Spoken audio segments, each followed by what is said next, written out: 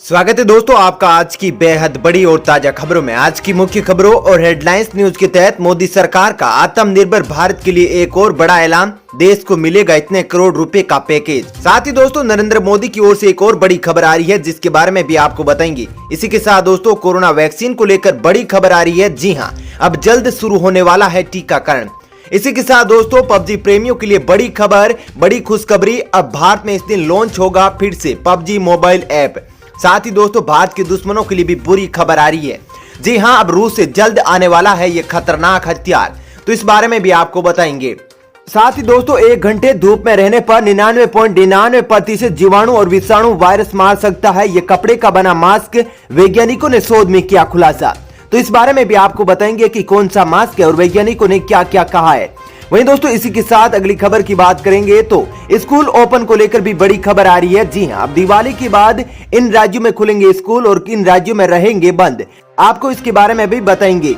तो दोस्तों आप कमेंट करके ये जरूर बताइएगा कि स्कूल अब खुलने चाहिए या नहीं खुलने चाहिए। आपका इसके पक्ष में क्या विचार है कमेंट बॉक्स में जरूर बताइएगा। यदि आप स्कूल खुलने के पक्ष में तो ओपन स्कूल कमेंट करके जरूर लिखिएगा और नहीं है तो क्लोज्ड स्कूल जरूर लिखिएगा। तो दोस्तों आज इन्हीं सब खबरों के बारे में आपको बताएंगे। इसके अलावा भी कई अन्य बड़ी खबरें हैं जिसके बारे में इस वीडियो में जानेंगे। तो दोस्तों वीडियो को अंत तक जरूर देखिएगा। साथ ही दोस्तों वीडियो के बारे में आपकी जो भी राय हो कमेंट करके जरूर बताएगा। और दोस्तों यदि आप भी हमारी मेहनत को सपोर्ट करना चाहते हैं तो इस वीडियो को लाइक और शेयर जरूर कीजिएगा। तो चलिए दोस्तों अब एक एक करके सभी बड़ी खबरों को जानते हैं विस्तार से। पहली खबर, मोदी सरकार का आत्मनिर्भर भारत के लिए एक और राहत पैकेज, वित्त मंत्री निर्मला सीतारमण ने किया 3.0 का ऐलान। जी हां दोस्तों, वित्त मंत्री निर्मला सीतारमण ने गुरुवार को आत्मनिर्भर भारत 3.0 पैकेज की घोषणा की है। इस पैकेज के तहत 12 नए राहत उपायों की घोषणा की गई है। वित्त मंत्री ने एक प्रेस कॉन्फ्रेंस कर यह ऐलान किया। साथ ही वित्त मंत्री ने बताया कि भारतीय अर्थव्यवस्था काफी तेजी से रिकवर कर रही है। वित्त मंत्री ने कहा कि आत्मनिर्भर भारत अभियान 3.0 के अंतर्गत आज 2,65,080 करोड़ रुपए के 12 राहत उपायों की घोषणा की गई है। इस तरह सरकार और आरबीआई द्वारा अब तक कुल 29.27 लाख करोड़ रुपए के प्रोत्साहन की घोषणा की जा चुकी है। ये जीडीपी का 15% है। चलिए दोस्तों अब जानते हैं अगली खबर। पीएम मोदी आज आयुर्वेद दिवस पर 2 आयुर्वेद संस्थान राष्ट्र को करेंगे समर्पित। जी हां दोस्तों, प्रधानमंत्री नरेंद्र मोदी शुक्रवार को 5वें आयुर्वेद दिवस पर आयुर्वेद संस्थानों जामनगर के आयुर्वेद अध्यापन एवं अनुसंधान संस्थान और जयपुर के राष्ट्रीय आयुर्वेद संस्थान को राष्ट्र को समर्पित करेंगे। आयुष मंत्रालय ने ये जानकारी दी है। मंत्रालय के अनुसार दोनों ही संस्थान देश में आयुर्वेद के प्रतिष्ठित संस्थान है। बता दें कि जामनगर के आयुर्वेद अध्यापन एवं अनुसंधान संस्थानों को संसद के कानून के माध्यम से राष्ट्रीय महत्व के संस्थान का दर्जा दिया गया है, जबकि जयपुर के राष्ट्रीय आयुर्वेद संस्थान को विश्वविद्यालय अनुदान आयोग द्वारा मानद विश्वविद्यालय का दर्जा प्रदान किया गया है।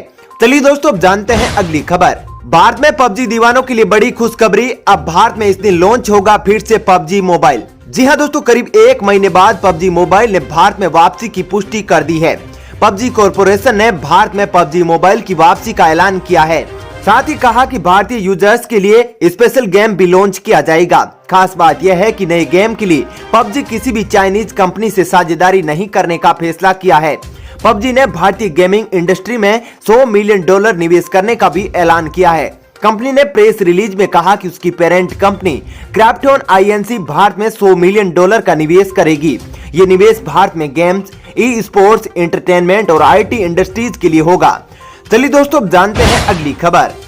भारत के दुश्मनों के लिए बुरी खबर, रूस से जल्द आने वाला है ये खतरनाक हथियार।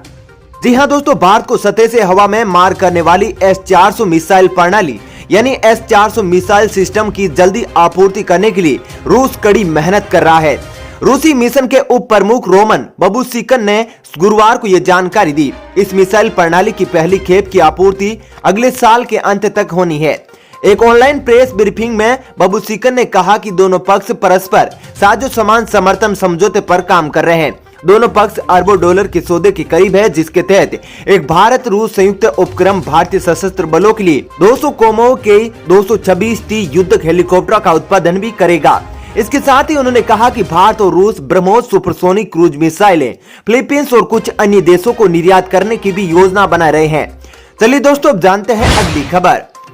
1 घंटे धूप में रहने पर 99.99% जीवाणु, विषाणु और वायरस मार सकता है ये कपड़े का बना मास्क।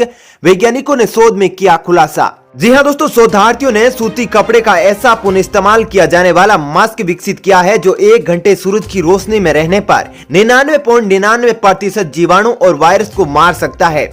अलग अलग तरह के कपड़ों से बनने वाले मास्क खांसते या छींकते वक्त निकलने वाली बूंदों को रोकता है, जिससे कोविड-19 समेत अन्य बीमारियों के प्रसार को कम करने में मदद मिल सकती है। ACS applied material and interfaces journal में प्रकाशित एक अध्ययन के मुताबिक मास्क पर लगे जीवाणु और वायरस संक्रामक हो सकते हैं। अमेरिका के कैलिफोर्निया विश्वविद्यालय के शोधार्थियों ने एक नया सूती कपड़ा विकसित किया है जो सूरज की रोशनी में आने पर प्रतिक्रियाशील ऑक्सीजन स्पाइजेस यानी ROS छोड़ती है, जो कपड़े पर लगे सूक्ष्म जीवाणु को मार देती है। ये धोने योग्य, पुनः इस्तेमाल योग्य और लगाने के लिए सुरक्षित रहता है। चलिए दोस्तों, अब जानते हैं अगली खबर। अच्छी खबर, भारत पहुंची रूसी कोरोना वैक्सीन स्पुतनिक V की पहली खेप, जल्दी शुरू होगा ट्रायल। जी हां दोस्तों, रूसी कोरोना वायरस की वैक्सीन भारत आ गई है। भारत की दिग्गज फार्मा कंपनी डॉक्टर रेड्डी जल्द ही भारत में इस वैक्सीन के स्पुतनिक V यानी दूसरे चरण के और तीसरे चरण का अडेप्टिव क्लिनिकल ट्रायल शुरू करेगी। हाल ही में इस कंपनी को कोरोना वैक्सीन भारत में ह्यूमन ट्रायल की अनुमति मिली थी।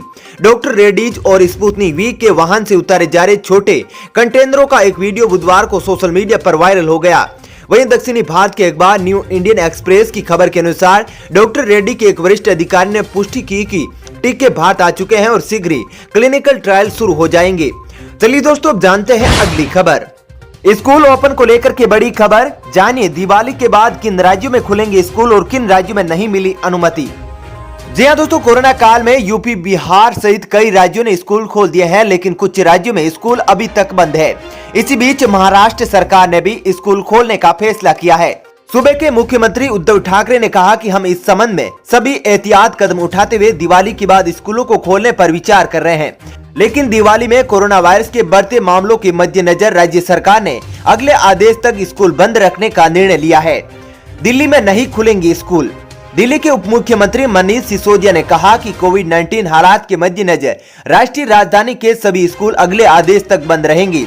कर्नाटक में अभी नहीं खुलेंगे स्कूल। वहीं कर्नाटक के शिक्षा मंत्री सुरेश शर्मा ने कहा कि हमने अभी तक स्कूलों को फिर से खोलने का निर्णय नहीं किया है। सभी पहलू पर ध्यान से चर्चा की जाएगी और विशेषज्ञों दिवाली के बाद इन राज्यों में खुल जाएंगे स्कूल। बता दें कि उत्तर प्रदेश, बिहार, जम्मू कश्मीर, उत्तराखंड सहित कई राज्यों में 15 अक्टूबर से स्कूल खुल चुके हैं।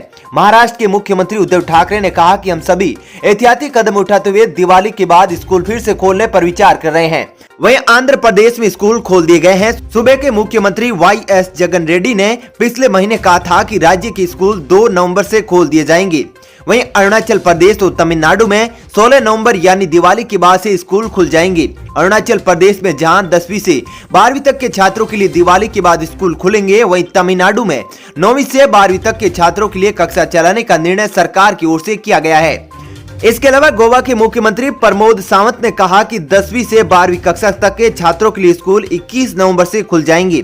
सभी स्कूलों को कोरोना गाइडलाइंस का पालन करना जरूरी होगा। वहीं राज्य सरकार इस संबंध में जल्द ही गाइडलाइंस जारी करने का काम करेगी। इसके अलावा हरियाणा में 16 नवंबर से राज्य के सभी स्कूल, कॉलेज और यूनिवर्सिटी खुल जाएंगे। वहीं पश्चिमी बंगाल की ममता सरकार ने कोरोना के मामलों को देखते हुए 30 नवंबर तक राज्य के सभी शिक्षण संस्थानों को बंद रखने का आदेश दिया है। यदि 30 नवंबर के बाद हालात राज्य सरकार को सामान्य और उन्हें लगता है कि अब स्कूल खोले जा सकते हैं, तो 1 दिसंबर से स्कूल खोलने पर सरकार फैसला ले सकती है।